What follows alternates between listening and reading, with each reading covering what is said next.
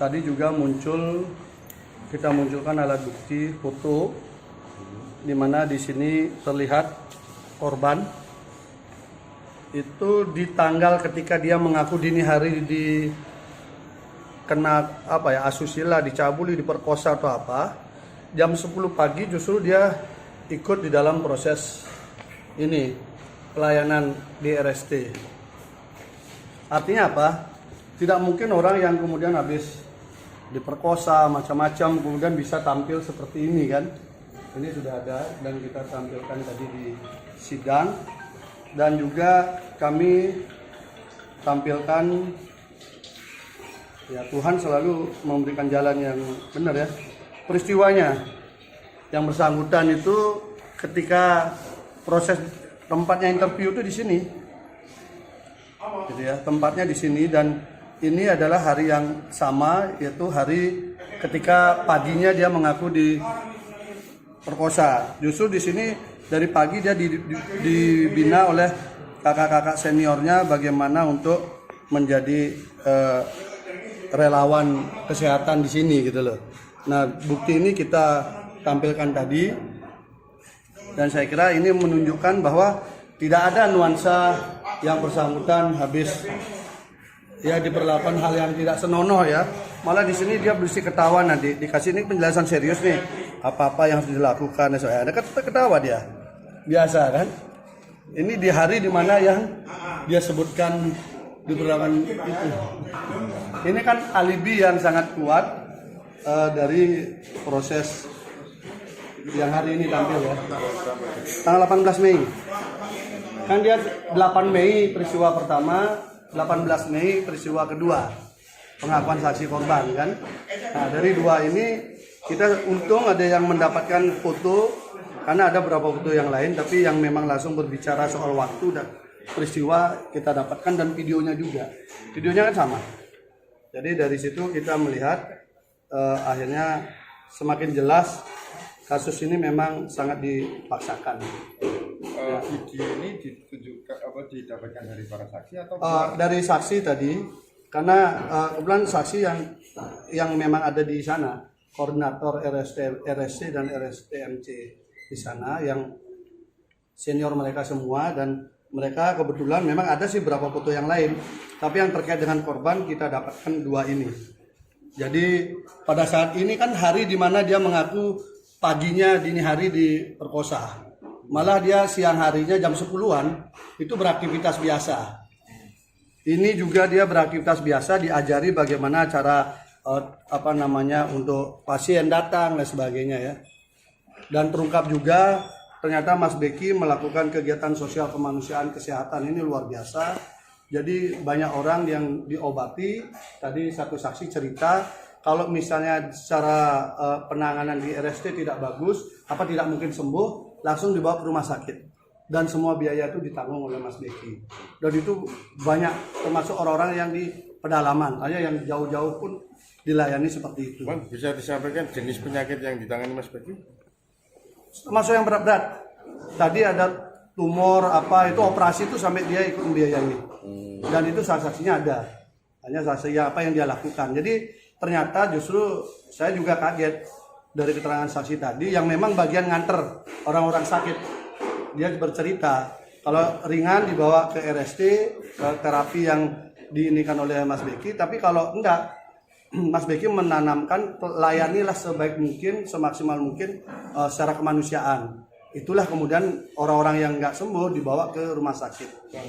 Bahkan ada sampai operasi. Yang 3 saksi ini kan saksi ada cas semua ya. Saksi ada cas yang ada di BAP. Iya. Apa yang kira-kira diterangkan oleh mereka yang meringankan? Dua peristiwa itu tidak ada. Karena yang satu peristiwa yang kedua, nama yang bersangkutan kan disebutkan bahwa disuruh menyiapkan kopi kan. Dia mengatakan tidak ada. Jam segitu tuh dia pasti sudah tidur. Dan tidak ada perempuan di sana. Yang ada tuh laki-laki dan beberapa santri tukang. Yang artinya menukangi ya, yang tugasnya jadi tukang di sana, dia menginap di sana juga bersama saksi. Jadi peristiwanya nggak ada. Makanya kami tadi berdebat cukup lama menghadirkan satu saksi lagi yang katanya membonceng korban dibawa ke lokasi. Jadi ada saksi penting, dia naik sepeda motor mengantarkan korban. Itu ngotot kita berdebat untuk bisa dihadirkan. Itu mengantar kemana itu Bang? Mengantar ketemu Mas Beki, kemudian untuk diperkosa. Nah, jadi ini yang kemudian kita ini kan, jadi itu tidak dihadirkan, padahal di dakwaan disebutkan. Tadi kan yang menyiapkan kopi disebutkan, sudah dibantah, tidak pernah ada peristiwa itu. Termasuk juga yang pertama. Yang pertama itu tidak pernah ada, dari jam 10 malam itu nggak pernah ada. Yang ada tuh pagi sampai siang, sore pulang. Tapi waktu interview itu siang. Jadi kalau interview siang ini sama semua. Baik saksi yang kubu sana juga bilang siang kalau ketika dirinya ditanya. Jadi tidak ada dimulai dari jam 10 malam. Semua dimulai dari pagi, kemudian sampai sore, hanya waktu interview itu siang hari. Dan sama 10 menit, 15 menit, 5 menit, sama waktunya, semua rata-rata durasinya menyebutkan itu 5, 10 dan 15, hanya tidak lama. Dan banyak orang. Jadi bukan satu. Banyak orang, artinya berdekatan jarak 1-2 meter, 1,5 meter itu orangnya ada. Dan itu bukan interview yang kayak mendalam, enggak. Hanya karena Mas Beki nggak hafal orang-orangnya. Ada 1.500-an santri. Jadi dia ingin tahu siapa namanya, siap nggak, jadi aja sebentar aja. Itu saksi sudah mengungkapkan saksi fakta ya, bukan saksi katanya. Jadi saksi yang ada di TKP, saksi yang mengatur TKP itu dan yang ikut termasuk membentuk kelompok apa itu dia yang ada. Hanya tadi kami merasa senang, mudah-mudahan saksi ini bisa dibukakan pintu keadilan dibaca dengan jernih oleh hakim nanti. Walaupun tadi kami berdebat, ada satu saksi yang kami yakini bisa juga memberatkan kami, tapi kami penting untuk mengungkap motif di balik kasus ini. JPU tidak mau menghadirkan, kami minta untuk itu dihadirkan. Jadi perdebatan cukup panjang. Tadi secara argumentasi hukumnya kami berpijak pada 160 ayat 1C bahwa itu harus dihadirkan. Tapi majelis hakim berdebat dengan JPU tidak mau menghadirkan, akhirnya mungkin besok perdebatan dilanjutkan lagi. Nanti bagaimana, karena bagi kami itu untuk mengungkapkan motif. Kan tidak mungkin ujuk-ujuk ada rekayasa kasus ini kan, pasti ada motif apa yang mendorong. Kami ingin buka motif itu. Bang, bisa disampaikan satu, tadi kan saksi juga berpakaian napi gitu ya, saksi. Oh ya, terakhir itu saksi yang kena kasus apa oleh polisi diproses karena waktu menjemput penangkapan Mas Beki itu. Berarti saksi-saksi ini siapanya Mas Beki? Santri di sana, santri dan satu yang ngurus RSTMC juga, satu yang pendidikan. Agenda selanjutnya berarti Besok sidang saksi dari kami juga. 15 itu ya? Ya kami cicil. Berapa besok Bang? Belum tahu kita. Belum tahu koordinasikan. Apa mereka nanti Karena prediksi kami kan Jumat ini masih saksi yang dari mereka yang hadirkan. ternyata sudah enggak ya Pak? Mereka nggak mau hadirkan lagi. Ya lucu juga. Coba aja baca di dakwaan kedua, peristiwa yang kedua. Ada nama tidak mau dihadirkan. Itu saya kira yang agak. Selain Yang mengantarkan kopi yang dibantah apa lagi? Peristiwanya nggak ada. Peristiwanya nggak ada. Peristiwanya memang nggak ada. Jam segitu nggak ada. Makanya ini tinggal satu lagi yang gonceng. Kalau yang membonceng tidak ada, tapi kemudian korban mengaku dia ke sana, berarti kan halusinasi kan? Kan yang membonceng nggak ngaku, yang nerima di situ nggak ngaku, nggak ada itu. Bang, bisa diceritakan sedikit nggak terkait suasana di dalam pondok itu antara santri cewek sama cowok itu? Jadi seringkali tumpang tindih memahami bahwa ada dua lokasi, di Ploso sama di Puri Pelandaan, gitu loh. Itu kadang-kadang yang bertanya, makanya kami sempat nawarkan PS aja lah biar tahu pastinya, gitu loh. Kadang-kadang bercerita Ploso, dipemahamkan di Puri Pelandaan. Jadi ada dua lokasi. Terpisah itu berarti? Terpisah. Bang? Khusus cewek sama? Oh ini ya terpisah. Oh, asramanya juga terpisah. Dan asramanya juga ada aturan. Jam 10 malam sudah tidak boleh keluar. Gitu. Makanya tidak masuk akal ketika dia menceritakan bahwa dari jam 10 malam sampai besoknya sampai siang di sana gitu loh. Itu yang nggak masuk akalnya. Tapi ya sudah lah, nggak apa-apa, nanti kan dibuktikan. Kami hanya berharap fakta sidang lah yang dipakai untuk mengadili. Jangan sampai menghakimi karena tekanan dari luar itu.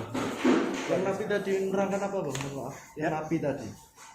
Karena dia yang nganter-nganter orang sakit. Oh gitu. Jadi dia sering nganter orang sakit, ngurusi orang sakit. Kalau ringan dia bantu gitu ya. Tapi kalau berat nanti dia nyetirin sampai dia ke pelosok-pelosok. Jadi kalau misalnya ada di pelosok itu orang sakit, dia naik mobil menjemput dan membawa ke sana dan gratis semua. Jadi Mas Beki menggratiskan semua orang yang berobat ke tempat dia, dan kalau tidak sembuh dibawa ke rumah sakit. Itu pengakuan yang sampai. Berarti selama ini Mas Beki itu istilahnya Iya, sangat sosial. Iya tuh ya, apa alternatif ya, pengobatan alternatif. Beliau suka terapi, tetapi kalau dia tidak sembuh dibawa ke rumah sakit. Langsung diantar dengan mobilnya beliau. Nah, ini yang antar. Ya, beliau yang saksi tadi itu yang antar dia. Nah, makanya dia bisa bercerita detail siapa yang sakit apa saja. Ternyata sampai sakit berat juga. Termasuk yang melahirkan juga dibantu. Jenazah yang meninggal itu diurus juga sama dia bagian urus. Makanya saya tahu, oh ternyata Mas Beki itu suka membantu orang sosial seperti itu. Dari itu, karena Mas Beki kan nggak pernah cerita sama kita. Baru tadi kita tahu dari saksi. Yang menjadi hakim hari ini siapa Pak? Ya, Ya, kalau boleh tahu yang menjadi hakim hari ini. maksudnya Yang menjadi hakim. Hakim yang masih sama yang sebelumnya. Tidak ada perubahan. Ada rencana menghadirkan ahli nggak bang? Ya kita nanti ada. Kan belakangan nanti. Ya saksi ahli pidana kita coba ahli visum dan mungkin apa ya psikologi ya. Psikolog. Ya mungkin karena saya pikir JPU menghadirkan psikolog karena di BAP kan ada, ternyata nggak dihadirkan. Bagi kami kayaknya psikolog penting karena menceritakan sesuatu yang tidak ada seakan ada ini kan bagian daripada urusan psikolog dulu. Jangan seakan kita ada di mana gitu kan. Ternyata nggak ada. berarti Senin terus gantian saksi dari Besok udah. besok udah ya. Besok Berarti. Besok Jumat dan Senin. Oh ya. Besok berapa orang? Ya kita coba atur ntar. Terima kasih. Jam berapa besok bang?